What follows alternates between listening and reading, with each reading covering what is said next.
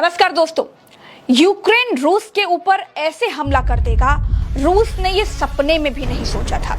रूस के air defence system धरे रह गए, रूस की एंटी मिसाइलें सब धरी रह गई, रूस का सारा साजो सामान, सारा गोला बारूद धरा का धरा रह गया। और जेलेंस्की ने रूस में 600 किलोमीटर भीतर जाकर रूस की कमर तोड़ कर रख दी है। हुआ ये कि रूस ने तमाम एंटी मिसाइल और एयर डिफेंस सिस्टम लगा रखे हैं, जिनसे बचकर कोई मिसाइल, कोई जहाज रूस में प्रवेश नहीं कर सकता। इनसे बचने के लिए जेलेंस्की ने एक ऐसा जुगाड़ खोज निकाला दोस्तों कि पूरी दुनिया बस मुंह में उंगली दबाकर सब कुछ बस देखती रह गई। यूक्रेन की सेना ने कुछ ट्रकों में हमला करने वाले ड्रोन छुपाए, ट्रकों को ऐसे बनाया कि बटन दबाते ही उनकी छतें निकल जाएं। इन ट्रकों को यूक्रेन से रूस के भीतर दाखिल कराया।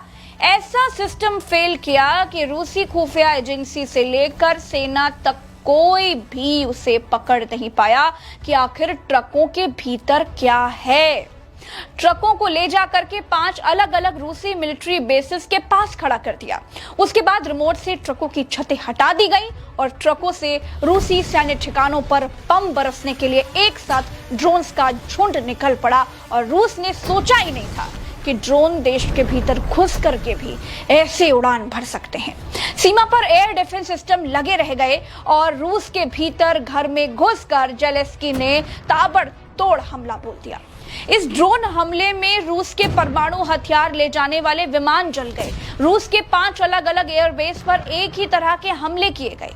दोस्तों, यूक्रेन ने इस ऑपरेशन का नाम स्पाइडर वेब रखा है। यूक्रेन ने रूस के 5 अलग अलग इलाकों में बहुत सारे ड्रोन हमले किए। यूक्रेन की खुफिया एजेंसी एसबीयू पिछले 1.5 साल से इस हमले की तैयारी कर रही थी। दोस्तों, ग्रीस की एक मशहूर कहानी ट्रोजन हॉर्स, उससे सीख लेकर के यूक्रेन ने ड्रोन को रूस के अंदर भेजा। यूक्रेन को पता था कि सीमा के पास रूस का एयर डिफेंस सिस्टम बहुत मजबूत है, इसलिए सीधे ड्रोन उड़ा करके रूस के एयरबेस तक पहुंचना मुश्किल था। इस वजह से यूक्रेन की खुफिया एजेंसी ने सड़क के रास्ते बहुत सारे सिविलियन ट्रकों को रूस के 5 अलग अलग इलाकों में भेजा और 5 मिलिट्री बेसिस पर जबरदस्त हमला बोल दिया। यूक्रेन ने इस हमले के दौरान रूस के एक न्यूक्लियर सबमरीन बेस के पास भी हमला किया। इसके अलावा कुर्स्क और बायर्स्क इलाके में यूक्रेन ने बम गिराकर रूस के रेलवे ब्रिज को भी तोड़ दिया, जिससे 2 बड़े ट्रेन हादसे हुए हैं। रूस ने खुद माना है कि यूक्रेन के हमले में 5 मिलिट्री एयरफील्ड को नुकसान हुआ है। यूक्रेन के हमले के बाद पुतिन का जवाब आया। पुतिन ने कहा कि हम यूक्रेन पर ऐसे वॉरहेड से जवाबी हमला करेंगे जिसकी गर्मी सूर्य के तापमान तक पहुंच जाती है। पुतिन ने कहा कि हमारे ऑर्शेनिक वॉरहेड सूर्य के तापमान तक पहुंचते हैं, ये बेहद विनाशकारी होते हैं। दोस्तों, ऑर्शेनिक वॉरहेड्स रूस की हाइपरसोनिक मिसाइलें हैं जो कि किसी भी देश के मौजूद एंटी मिसाइल डिफेंस सिस्टम को चकमा दे करके बड़ी तेजी और सटीक हमले करने में सक्षम होते हैं। ये आवाज की गति से 5 गुना से ज्यादा तेज चलती हैं। पुतिन ने दावा किया है कि रूस के पास ऐसे ऑर्शेनिक वॉरहेड्स हैं जो 3 किलोमीटर प्रति सेकंड की रफ्तार से उड़ते हैं और टारगेट पर गिरते समय उनका तापमान करीब 4000 डिग्री सेल्सियस तक पहुंच जाता है, जो लगभग सूर्य की सतह के तापमान के बराबर होता है। यह महाविनाश और भयानक तबाही लाने के लिए किया जाता है। पुतिन ने कहा 4000 डिग्री सेल्सियस की ऊर्जा से सब कुछ राख बच जाता है। ये सिर्फ सैन्य चेतावनी नहीं, ये वास्तविकता है। हम अब लक्ष्य चुन रहे हैं। दोस्तों, अगर रूस इतनी घातक मिसाइलों का इस्तेमाल करेगा तो क्या पश्चिमी देश शांत बैठेंगे? क्योंकि पुतिन ने आगे जो कहा उसने सबको हैरान कर दिया। पुतिन ने कहा कि जवाबी हमले के दौरान यूक्रेन से अलग भी निशाना लगाया जा सकता है। यूक्रेन से अलग का क्या मतलब है? मतलब ये कि वो क्या अमेरिका पर निशाने लगाने की बात कर रहा है?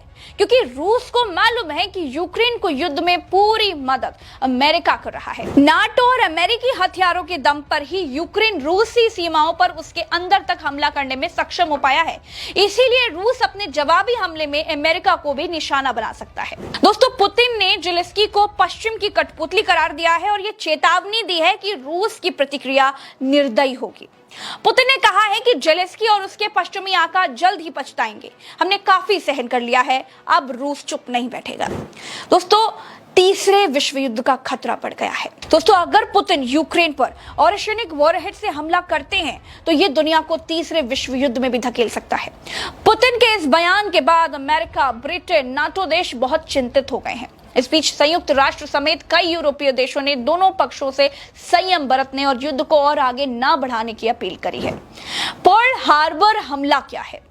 दोस्तों, रूस पर यूक्रेन के इस हमले ने पर्ल हार्बर की याद दिला दी, जब 1941 में जापान जैसे छोटे से देश ने एक साथ 350 हवाई जहाजों से हमला करके सुबह 7:48 पर अमेरिका के सैन्य बेस पर्ल हार्बर पर 188 जहाजों को उड़ा दिया था।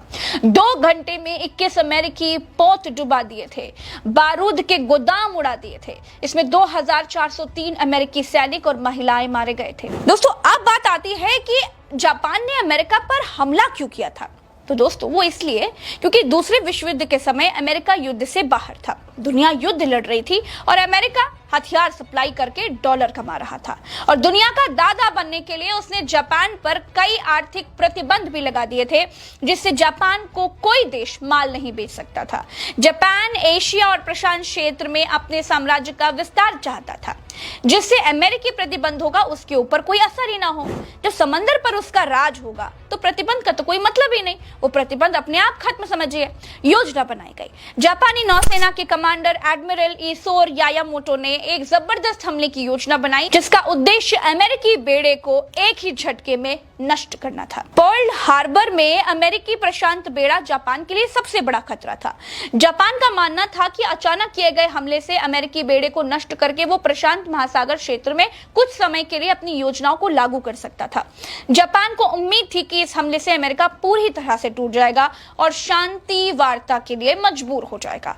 जापान को अपनी ताकत पर बहुत भरोसा था। उन्हें विश्वास था कि एक तेज और निर्णायक हमला अमेरिका को लंबे समय तक कमजोर कर देगा। लेकिन वहां एक चूक हुई। चूक ये हुई, जब पर्ल हार्बर पर हमला हुआ तो अमेरिका के सारे युद्धपोत वहां मौजूद नहीं थे, जो बाद में युद्ध में निर्णायक साबित हुए। इस हमले ने अमेरिकी जनता और सरकार को एकजुट कर दिया, जिससे जापान के खिलाफ पूर्ण युद्ध छिड़ गया। जापान ने पर्ल हार्बर पर हमला इसलिए किया ताकि वो अमेरिकी नौसेना को कमजोर करके अपने साम्राज्यवादी लक्ष्यों को हासिल कर सके और आर्थिक संकट से बच सके। लेकिन यह हमला उल्टा पड़ गया, क्योंकि इसने अमेरिका को युद्ध में पूरी तरह शामिल कर दिया, जिसके परिणाम स्वरूप जापान की हार हुई। दोस्तों, वैसा ही कुछ यूक्रेन ने भी किया है। यूक्रेन के पास अपनी कोई शक्ति नहीं है, जो है वो अमेरिका की शक्ति है। यूक्रेन ने रूस की 5 एयरबेस पर हमला बोल तो दिया है, घर में घुसकर बमबारी कर तो दी है, लेकिन अब रूसी मिसाइलें इस युद्ध को विश्व युद्ध में बदल सकती हैं और दुनिया के देश इसे लेकर बेहद चिंतित है। आपने वीडियो यहां तक देखा, इसके लिए आपका धन्यवाद। चैनल से आप बेपनाह मोहब्बत करते हैं, उसके लिए आपका बहुत बहुत शुक्रिया। राम राम, दुआ सलाम, जय हिंद। चैनल को सब्सक्राइब करके हमें और मजबूत बनाइए। नमस्कार।